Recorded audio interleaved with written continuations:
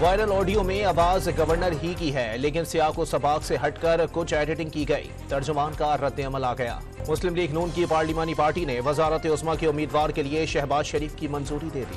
سنی اتحاد کونسل کو قومی اسمبلی میں مخصوص نشستیں ملیں گی یا نہیں، الیکشن کمیشن نے فیصلہ محفوظ کر لیا۔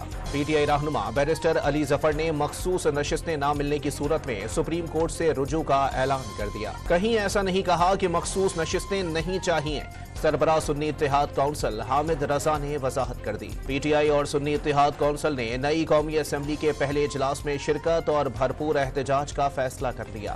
نئی پنجاب اسمبلی میں پہلی قرارداد جمع کرا دی گئی، خواتین کے لیے پنک بائیک پروگرام دوبارہ شروع کرنے کا مطالبہ۔ خیبر پختونخوا اسمبلی کے نومنتخب اراکین نے حلف اٹھا لیا، ایوان میں ہلڑ بازی کے باعث شدید بدنظمی ہوئی۔